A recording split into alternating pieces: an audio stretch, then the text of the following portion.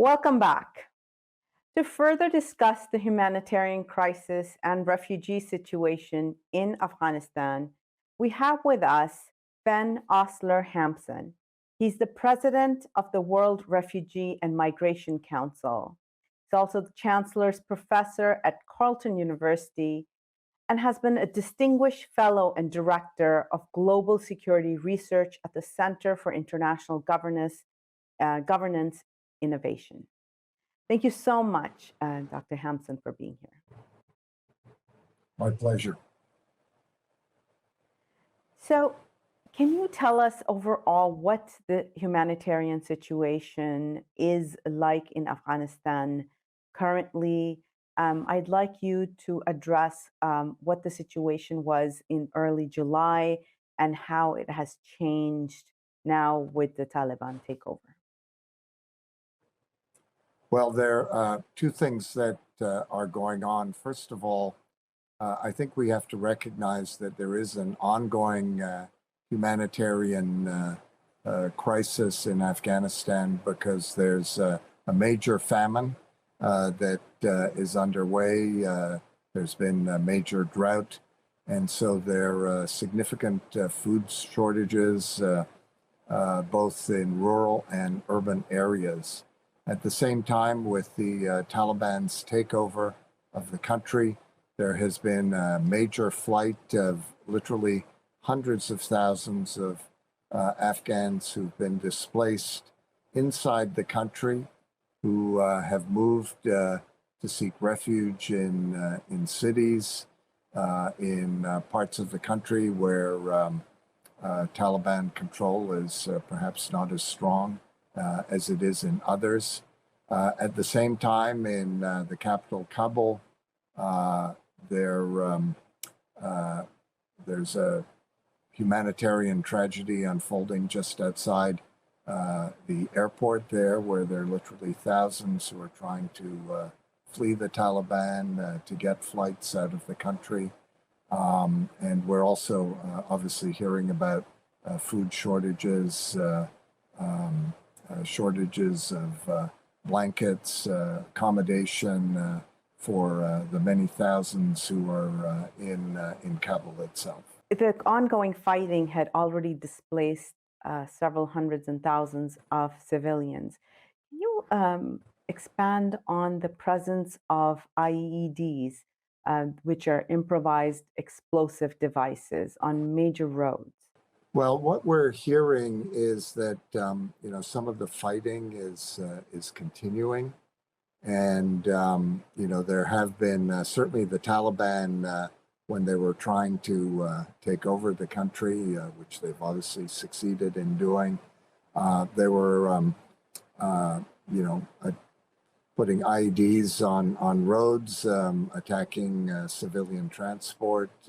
Setting off bombs in markets, in major areas of congestion.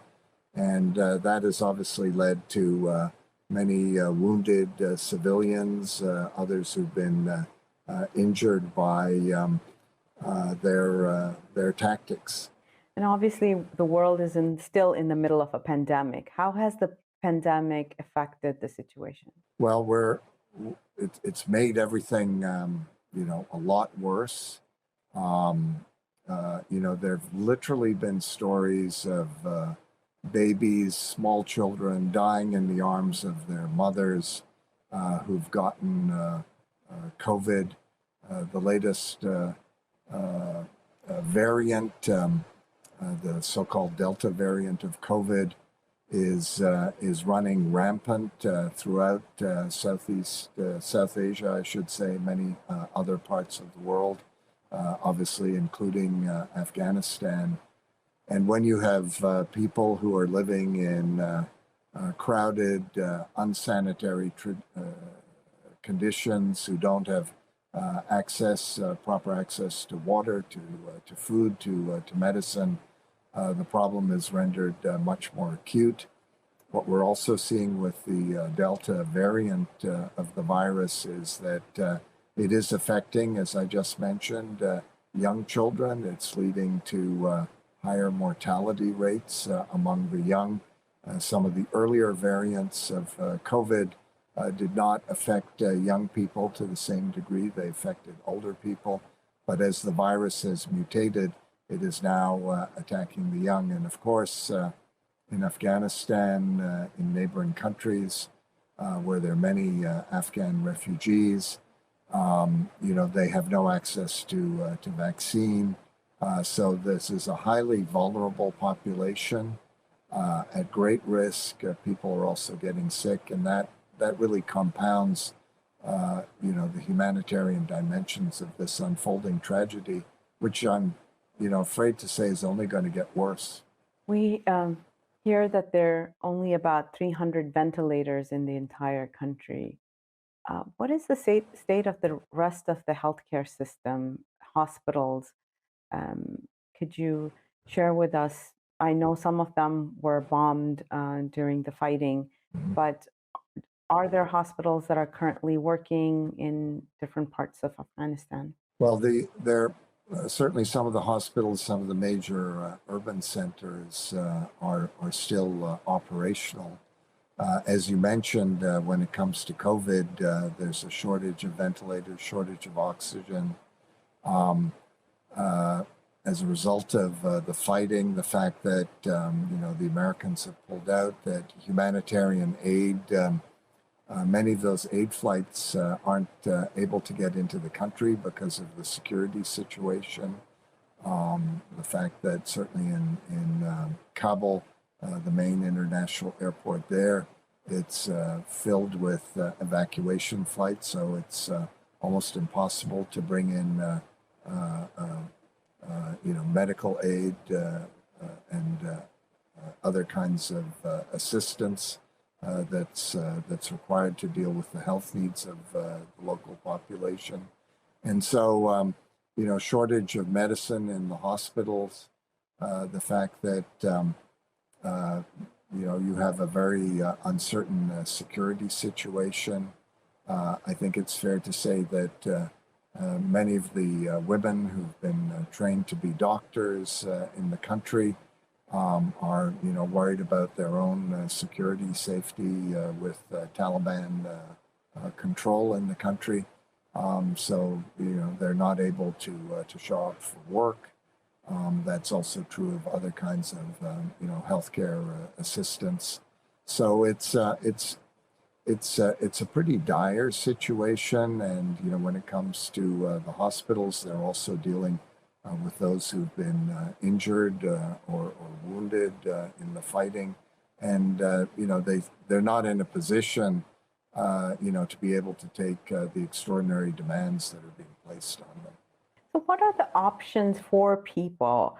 Currently, Iran and Pakistan host millions of refugees. The borders have been opened again for them to cross over, but Afghan refugees are often treated very poorly, especially as they're trying to make their way into Europe. And once they get into Europe, recently we did a report on how they're treated in on the streets of Paris. So, what are the options for Afghans currently? Well, the reports that we've been getting, and we've spoken to some people who are in some of those refugee camps on the border of Iran and Pakistan, and I think it's fair to say that both Iran and Pakistan are trying to control the inflow of refugees. They're not pursuing what we would call an open border policy. It's also fair to say that some of the other neighboring countries, Turkey, don't want to take more Afghan refugees. And I think what it really points to is, and to be honest, they don't have the resources and capacity to be able to feed and house those refugees. The UN agencies that are working there, like UNHCR, the World Migration Program, they're facing major funding shortfalls. And I think what's really required, and it's something we talk about in a report we released over the weekend on the 7 things that need to be done is that we do need the Secretary General of the United Nations under his auspices to hold a major conference of donor countries, countries that are willing to step up to the plate to provide humanitarian assistance, both for Afghanistan and the people of Afghanistan itself, but also neighboring countries that are having to house Afghans who've been forcibly displaced by the events in their country, and at the same time to start coordinating resettlement programs for the Afghans who have been forcibly displaced, because there's little prospect that they're going to be able to go home anytime soon, and so other countries are going to have to open their arms to resettle them. A number of countries, Canada, for example, has indicated that it's prepared to accept up to 20,000 Afghan refugees. The United States has said it will accept slightly more than that number, but not by much. The British have said they will take 20,000. But those aren't large numbers, and I think it's fair to say that it's probably important not to set hard and fast quotas, to take a flexible approach for those countries who've said that they're going to accept Afghans who've been forcibly displaced, but for other countries as well to engage in the resettlement efforts of all of these people who have left the country. The Council has made a call to global leadership, especially on the principles of a responsibility to protect. As you look at this situation and then you compare it to what has recently taken place in Burma with the coup there, and taking over the military, taking over the civilian government, and global leadership has not really stepped up. Has been no global embargo on arms, and we see a lot of statements, but what has really been done to protect the people of Burma? Do you think that this it will be different for Afghanistan? Well, I think this crisis was brought on by the Americans deciding to leave the country, and doing so in a rather shall we say rapid fashion that has helped create the security vacuum that was filled by the Taliban. But what I think is required is to certainly when it comes to human rights in the country, the rights of women, for the international community to put the Taliban on notice that they're not going to be recognized as the legitimate government of Afghanistan unless they adhere to some of the public commitments they've made, that they will respect the rights of women. There won't be retribution for those who worked for the previous government or for allied forces. Now, we know for a fact that that's not the case. There are major human rights violations that are occurring as we speak.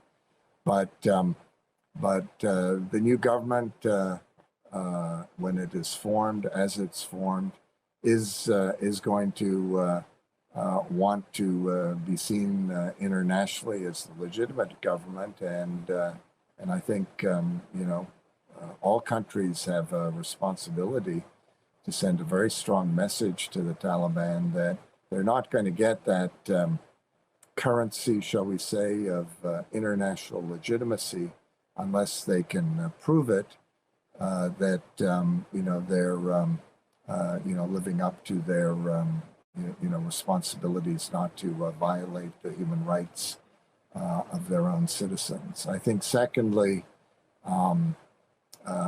as some of your listeners may well know, the International Monetary Fund suspended the special drawing rights of Afghanistan shortly after the Taliban seized control of Kabul. And I think there again, that's another key point of leverage. They won't get their drawing rights back. They won't be able to borrow from international lending institutions until they've shown that they're going to be a responsible government. So those are 2 points of leverage.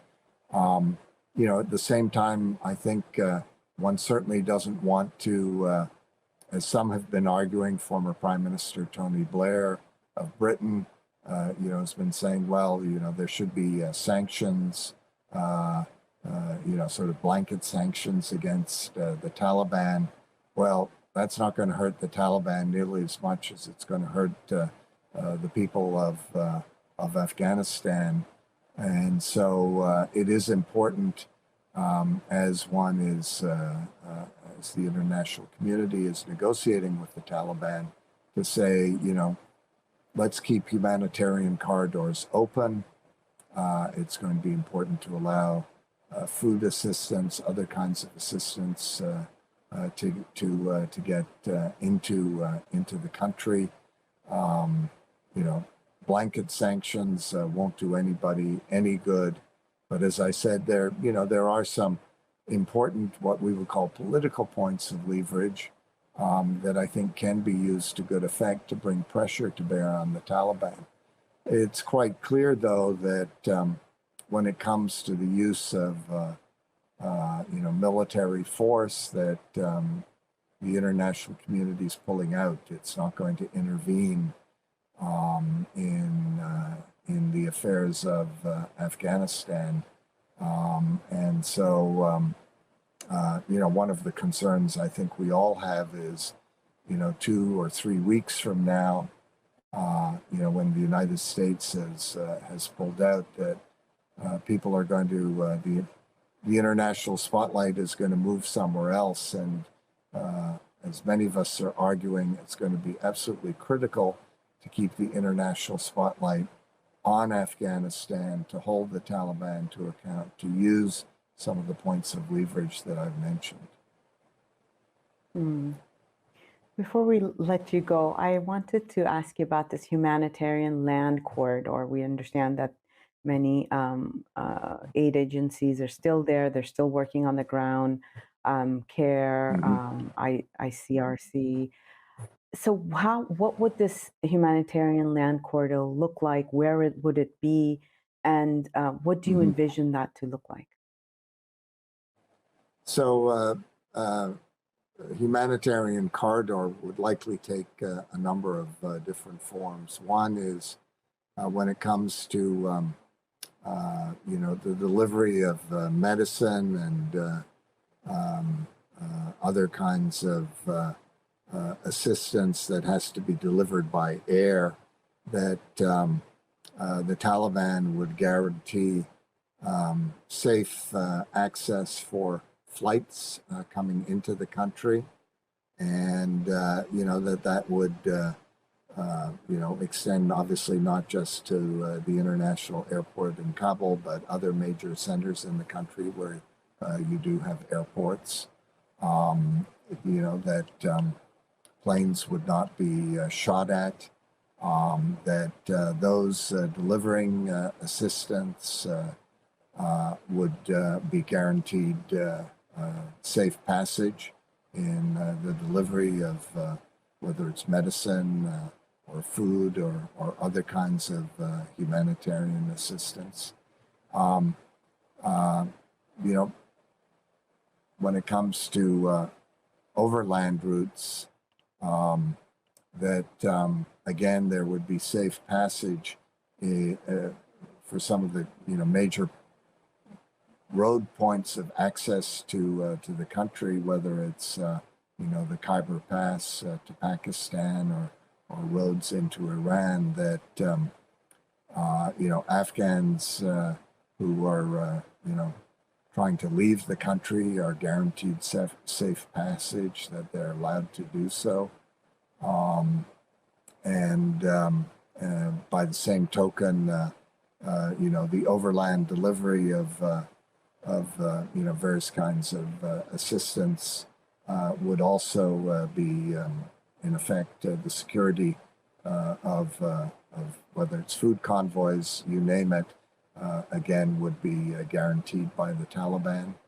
And I think, importantly, as we're thinking about the sort of humanitarian challenges, that those international organizations and non-governmental organizations that continue to conduct operations in the country, and you mentioned some of them.